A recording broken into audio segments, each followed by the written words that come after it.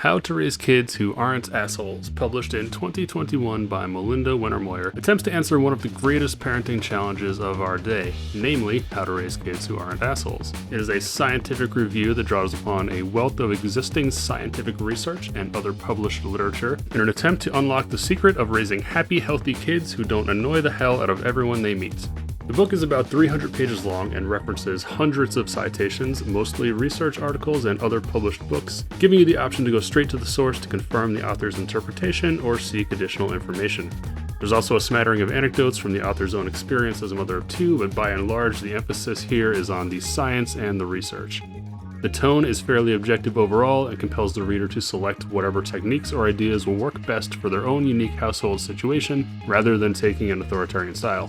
The author is a self-stated award-winning science journalist with 15 years of publishing experience, primarily in major magazines and newspapers, with 9 of those years dedicated to researching the science of effective parenting strategies. It is a very dense book, but I will be attempting to summarize the key themes here in under 30 minutes. The views shown here are not my own, but rather my interpretation of the main points the author is making. Theme number 1. Compassion and open, honest conversations are the keys to parenting success. The author summarizes her book as follows. If I had to whittle my parenting advice down to one sentence, it would be this: try to show compassion and make connections. And this is a theme that really shows up all throughout the book. Compassion in this case is about understanding what's important to your children, even if it's not important to you, or maybe even actually not important at all. Most people can probably relate to getting all worked up over something that in retrospect wasn't actually that important. Most of us presumably did this as children, and probably even as adults as well. Kids are horrendously guilty of this, and it can certainly be frustrating, but rather than trying to shut down your kids' emotions, even if they are ridiculous, taking the time to try to understand where they're coming from can be hugely rewarding down the road. The author goes to great lengths to show that when parents take a predominantly collaborative approach to parenting, their children tend to be much more well-adjusted and independent than children of parents who take a more commanding or authoritative style. The act of mentoring your children into making better decisions on their own in turn enables them to become much better at making good decisions on their own, compared to parents who take a more controlling approach. And it's easy to understand why many parents opt for the controlling approach, because often it's so much easier to make decisions quickly for your kids. What they're going to wear, what they're going to eat, how they're going to spend their time, or to make decisions that you think are in their best interests. But if you overdo this, you're depriving your kids of the opportunity to work things out on their own. So rather than saving time by avoiding these potentially unnecessary conversations or avoiding heartache by allowing children to make bad decisions, a better approach is to take the time to have a conversation with your child wherever possible. Talk to them about what's important to them, what's guiding their decisions, and what they hope to accomplish with the choice that they're making. Share your own input in an honest and open way to help them reflect on their choice. It's a fantastic opportunity for you to learn how your children think and for them to learn how you think as well. And it helps you build a connection based on trust rather than dominance. A major caveat here is that there are certainly times when you need to be the authority figure. For example, if children are doing something dangerous or reprehensible, it's up to you as the parent to put a stop to that firmly. So the guidance in this section largely applies to times when parents are guilty of not allowing enough flexibility or independence to their children, like which sports or extracurricular activities to be involved in, who they associate with, what they do in their free time, how they address challenges in life, and so forth. There's an added bonus here to being open and compassionate, and that's because children of parents who are very open and honest tend to reciprocate by being more open and honest with their parents, which makes a lot of sense because children learn mainly from adult behavior. This might sound obvious, but it is absolutely one of the key themes in this book that pops up over and over again. Children are much better at copying behaviors than they are at following instructions. They are always watching and learning from adults, even when you don't realize it, and they're internalizing what constitutes good and bad behavior. And they're not just learning from parents, they're learning from everyone. Characters on the TV shows they watch, other adults they interact with at school or at sports, other people in their family, and other people in their friends' families. More than that, they're watching how other people respond to what you do, and they're watching how you respond to what other people do. And from that, they learn either this behavior is okay or this behavior is not okay. So for parents who have a habit of bossing their kids around or talking down to people, their children are most likely going to internalize that that behavior is okay. If they have a family member who loses their temper and berates people, and no one steps up and tells him it's not okay to do that, there's a good chance your child is going to realize that there might not be any consequences for acting this way.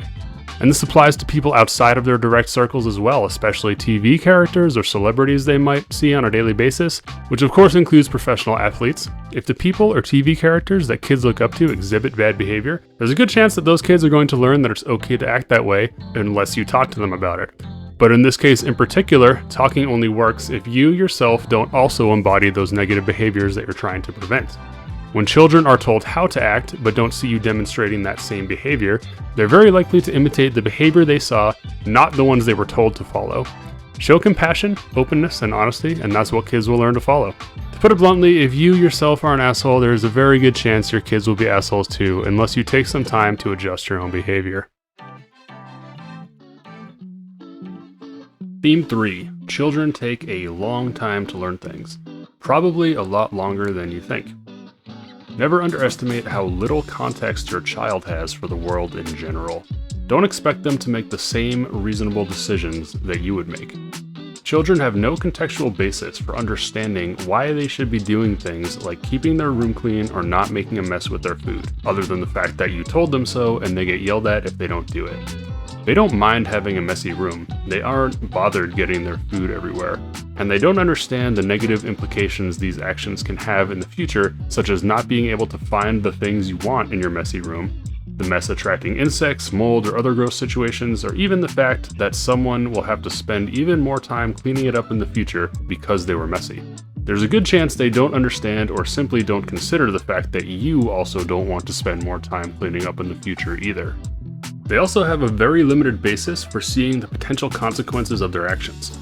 There's an old adage that the first time a child burns their hand on a hot frying pan is usually the last time they burn their hand on a hot frying pan. While this is a bit of a platitude, it's useful in illuminating the value of instant feedback and context. A child touching a hot frying pan instantly learns what a terrible idea this is when they get their hand burned. But very few situations in a child's life are structured like this.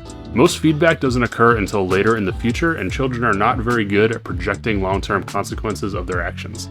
They're simply trying to keep track of what you tell them to do, but don't have much context to give weight to those situations.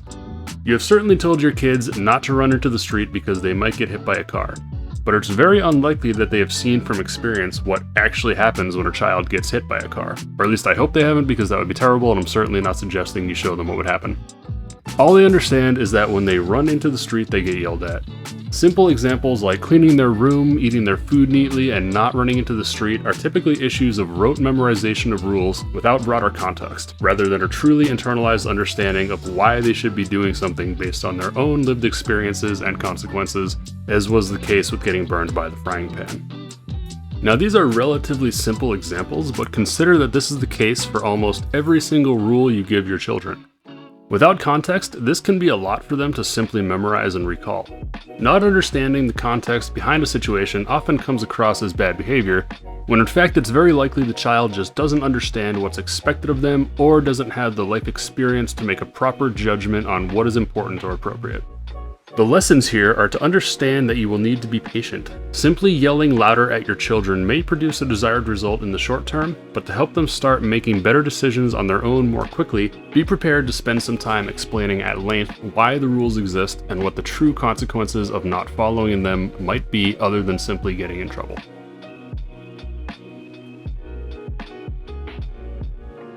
The author goes on to describe a situation called unhelpful helping that probably most parents have experienced, where letting your child help out with dishes, dinner, the laundry means that the whole process is going to take even longer than if you just did it yourself. Most children actually do want to help and contribute to family matters, but generally they suck at it and take a long time to learn how to help effectively. But the research shows that you should let them help wherever possible, even if you have to build in extra steps or spend a little longer getting something done. First, if you don't ever let them help, they will lose interest and stop asking in the first place, which is bad in the long run, assuming you eventually want them to start actually helping out with things around the house.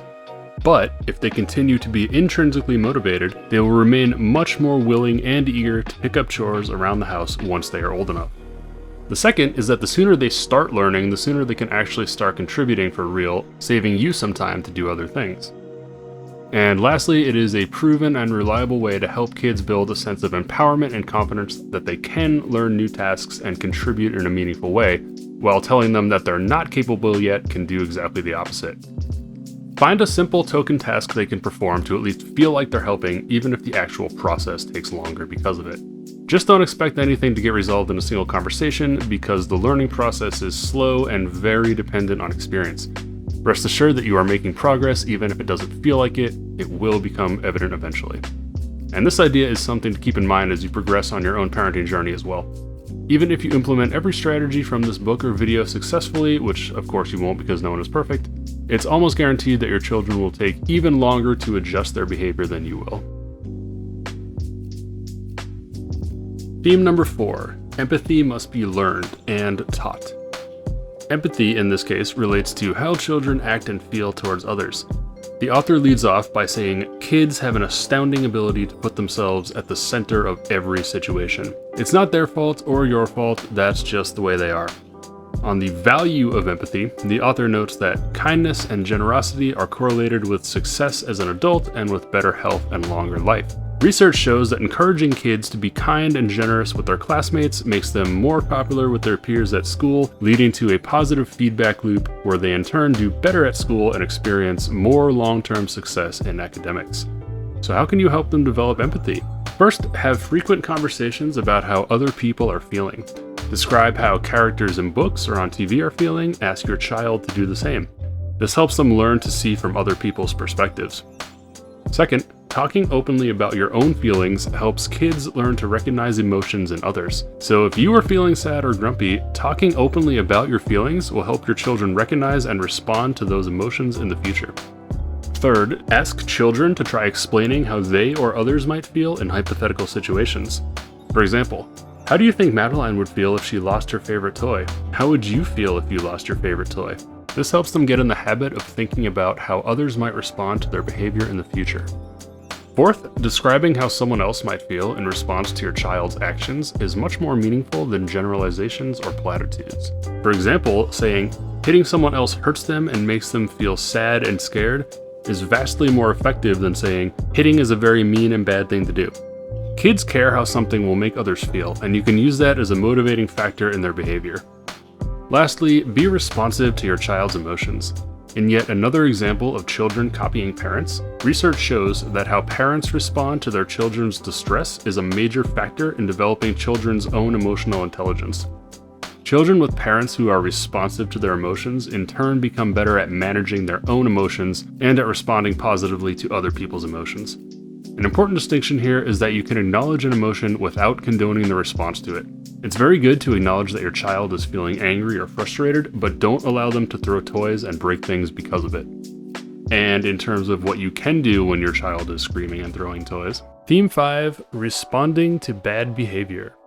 This is really the last part of the book that truly focuses on avoiding asshole behavior, specifically how to address it when it does occur. When it comes to dealing with bad behavior, it should come as no great surprise by now that the author is all about open communication, setting a good example, and encouraging thoughtfulness and empathy. The author says that understanding why your kids misbehave is as important as correcting the bad behavior itself. For kids, bad behavior is often an emotional outlet for something else that is bothering them. Other times, bad behavior appears as a consequence of not being able to do what is asked of them, either because they don't understand the instruction, don't understand how to achieve the requested action, or just feel overwhelmed with what they're being asked to do. Remember, clean up your room can be a complex and overwhelming task to a young child. Other times, it's simply the child is not realizing or understanding that they're doing something wrong, which can be something as ridiculous as, "You told me not to throw my dolls, you didn't tell me not to throw my cars." So validating and understanding the root cause of bad behavior is critical in adjusting it. While it's often easier just to yell at your kids and tell them to stop, if you aren't addressing the root cause, there's a good chance bad behavior will persist in slightly varied forms even if your child does listen to your exact instruction. Talking to your kids about why they're doing what they're doing also helps them feel validated and prepares them to listen to what you're about to say. Some other guidelines include, first of all, don't express anger at your children while they are confessing bad behavior. Discuss the punishment later. Don't punish them until they understand why what they did was wrong and you've discussed it calmly first. Secondly, punishments need to be severe enough to stop the bad behavior, but not so bad that kids will lie at all costs to avoid them. Frequently using very harsh punishments can actually lead to kids who are better at lying. Kids are smart enough to realize that if they know they're going to get in big trouble for something anyways, they might as well try lying to get away with it in the first place. And lastly, do not demonstrate behavior that you do not wish to see in your own children. If you don't want your kids to yell, don't yell at them to stop yelling. They might stop in the moment, but what they're learning is that yelling is acceptable in some situations.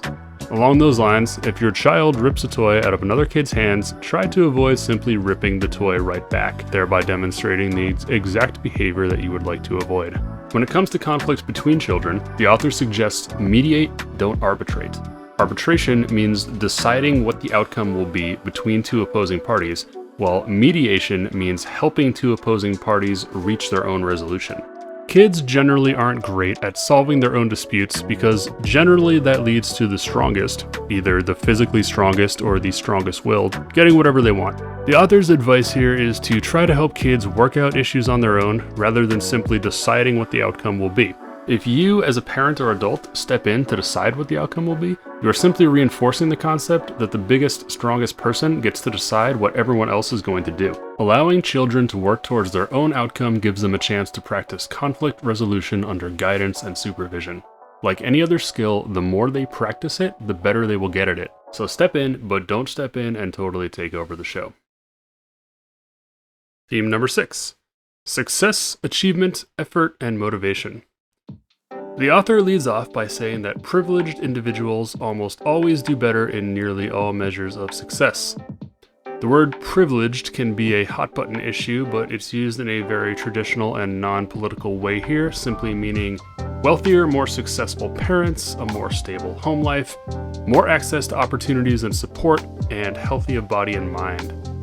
With that said, here are the best ways to encourage your children to work hard, persevere, find success. Encouraging children to explore and fail is vital to their self-esteem and sense of empowerment. Kids need to learn to struggle and fail, and they need to learn that failing is okay and even a positive experience. This helps them build up resilience and the ability to persevere in the future. We mentioned earlier that telling your children that they're not capable of helping too often can undermine their self-confidence. Similarly, rescuing your children from difficulties or failure too often can also undermine their confidence and create a sense of helplessness. They become used to being rescued from difficult situations and rely on it too much. Conversely, getting used to struggling through difficulties builds a sense of resiliency that will persist into their later years, and sometimes they might even surprise you by succeeding at something you didn't think they could do. As an added bonus to this, the author notes that evidence that children have overcome obstacles is cited as one of the most important factors that college admissions boards use to make their admissions decisions. So you need to give your children the freedom to take on challenges that may be too difficult for them. And if your kids do fail, talk to them about why they failed at something, instead of just reinforcing extra work or practice. Additionally, try to reframe failure as a learning opportunity. This helps turn failure into at least a productive experience, if not a positive one.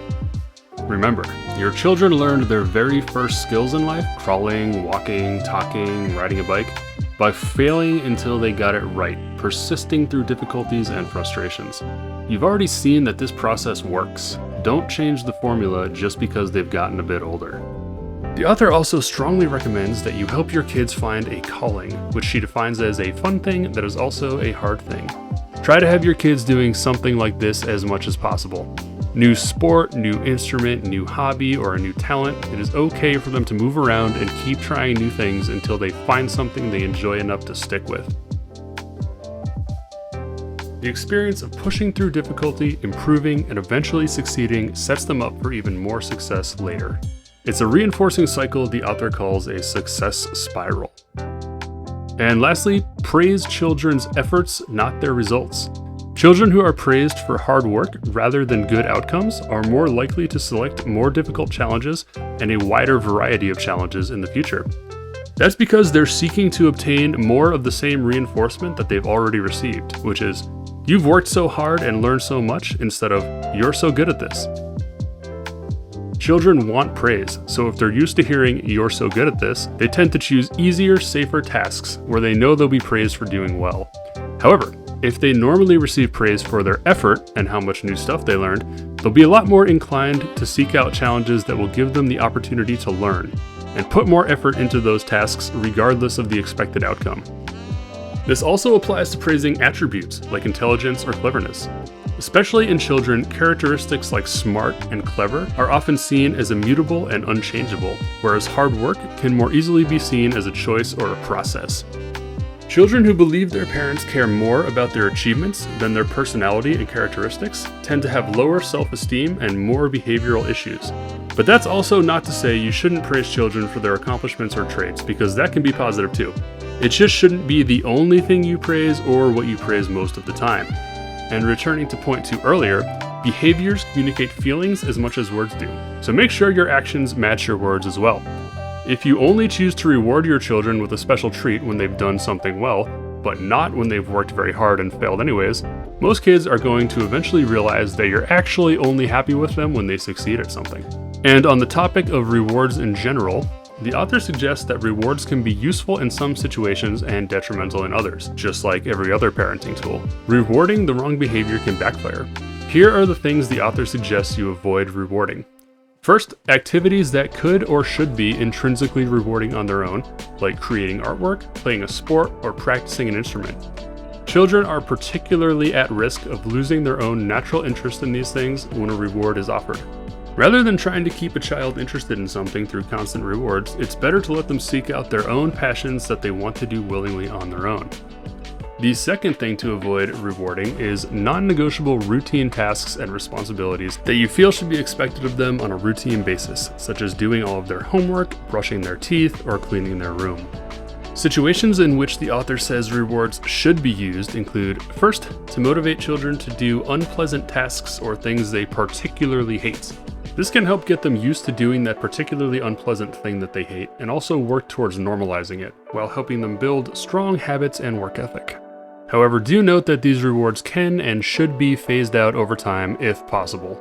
The author also suggests using rewards as an unexpected treat when you are particularly happy with your child's behavior. For example, I'm so proud that you shared your toys with your cousins and cleaned the dishes every night last week without me having to ask. This weekend we can do whatever special thing it is that your child really likes doing.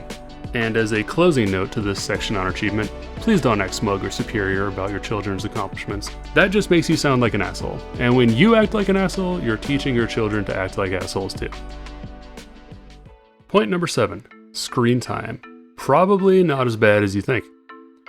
There is a common assumption that screen time is bad for kids. And since this is the societal assumption, very little good research has been done that directly measures how increasing screen time affects children. The reason being that if we begin with the assumption that screen time is harmful, we can't in good conscience subject children to something that harms them simply to measure how much it harms them. Which in turn means that we are not able to do the research required to verify that it does in fact harm them. It's a vicious cycle of ignorance where we don't make much concrete progress in understanding the direct effects of increasing screen time on kids. We can't definitively say that exposing kids to more screen time causes X bad thing, because that hasn't been measured enough. All we can say is kids who exhibit some undesirable characteristic or behavior also tend to watch more screen time. It's a situation of correlation, but not causation. And of course, there are plenty of confounding variables to that statement, including parental engagement, socioeconomic status, access to education and hobbies that could replace screen time, and so forth. Good studies will attempt to account for this, but the author's opinion is that not enough work has been done here to make any valid, concrete claims. In summary, it is a rough and immature field of study, and there is very little compelling data indicating that simply increasing screen time will lead to bad outcomes. On the other hand, there is also no good evidence saying that it isn't harmful. But here's what we can be fairly certain about based on the research so far. First, screen time often gets lumped into a single category, but in reality it is not a catch-all. Doom scrolling on TikTok is obviously far worse for your kids than playing a legitimate educational game or watching quality children's programming. The message here is that content matters, especially because, as we mentioned earlier, children learn by imitation. Cute cat videos and people being nice are good, violence and crude behavior are bad. We've long dispelled the myth that playing violent video games will turn your kids into a mass murderer, but it might contribute just a bit towards turning them into assholes. So what can you do with this info? First of all, pay attention to what your kids are watching or doing on their devices. Guide them towards content that demonstrates the type of behavior you want to see, or to accredited educational content. The author suggests an approach of mentor, don't monitor. Don't try to make all their content decisions for them because you won't be able to. Instead, try to help them learn how to make better content decisions on their own. But do set ground rules for important things. For example, not telling strangers your name, age, and address online. Do not click on content that is obviously not made for them, and so forth.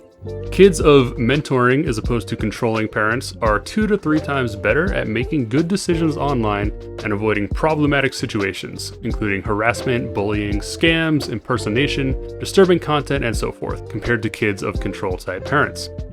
And based on what we've discussed earlier, really those are good guidelines for parenting in general. That said, what you do want to monitor is your kids' responses to what they're watching and doing online.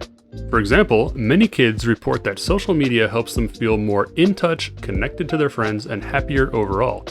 But it makes other children feel isolated, depressed, or anxious. The important part is don't make assumptions about how your kids will respond to certain content. Watch how your kids are feeling and respond accordingly.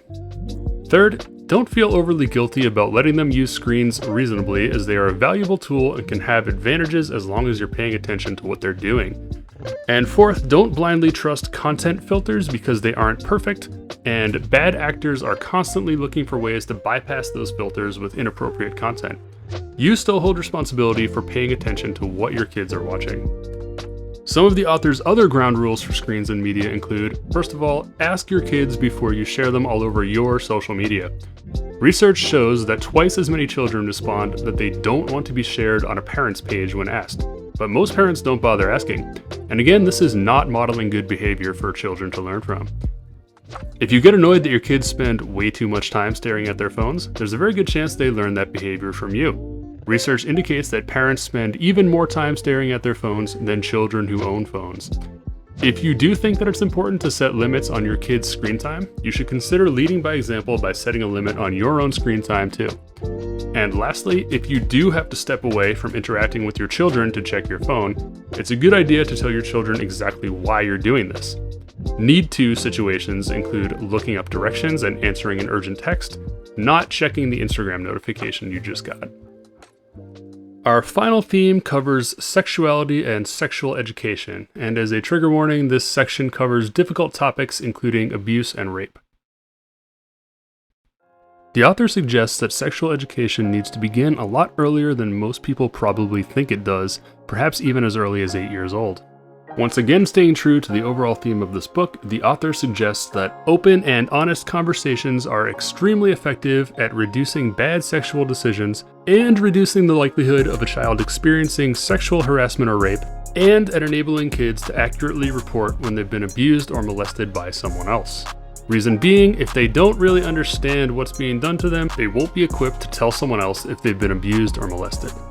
Public schools have been shown to generally not do a great job with sex ed, in America anyways, so you can't rely on them to do this for you. If you are having a hard time with talking to your kids about sex and sexuality, there are a lot of good books you can use to drive the conversation.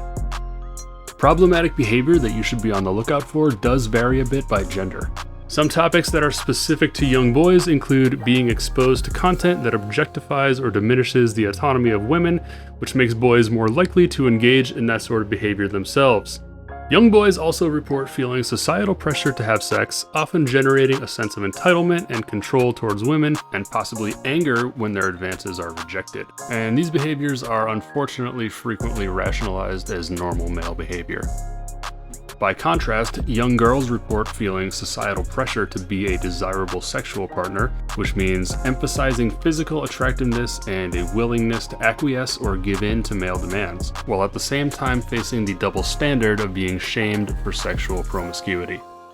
Perhaps due partly to the societal pressure, young girls overwhelmingly list their appearance as the number one priority in their life, above other presumably more important things like success in academics, athletics, or even their careers. Regarding pornography, it is everywhere. Children are most frequently exposed to pornography either by accident or through genuine curiosity, rather than actively seeking out videos of adults getting paid to have sex on camera. And once again, the author suggests that the best way to deal with it is to have an open and honest conversation about it. The author recommends simply telling your children that porn is like movies. It's fake, it's made for entertainment, it is generally not an accurate depiction of reality, and just like in Hollywood movies, sometimes the actors are really not treated very well at all. Some people like to watch it, but not everyone does, and that is okay. Like other material that's made for adults only, they should not watch it, but if they have questions or are curious about sex, you're happy to discuss it with them using appropriate sources. The author concludes by noting that romantic relationships are a healthy, natural part of puberty and adolescence. Don't downplay how important they can be for your kid's emotional development.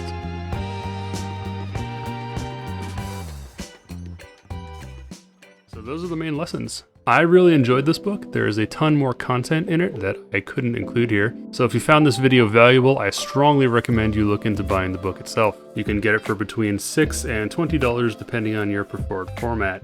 The author, Melinda Wenner Moyer, has an active Instagram but no real YouTube presence, but you can find her blog shown here with the link in the description, and plenty of other YouTubers have interviewed her as well. Epilogue. A final note from the author. Parenting takes time. So now that you've watched this video, you probably looked into some other parenting resources as well, you know all the right strategies, you are all set on being a perfect parent from here on out. Well, not quite. Like any other skill, effective parenting is something that must be practiced and improved upon. It is not an overnight transformation. You will find yourself making mistakes, you will find your kids doing terrible things, and at times you will probably respond very poorly to those things. The important part is to acknowledge your mistakes and work to keep improving. A guiding principle that is probably as important in every other part of your life as it is in parenting.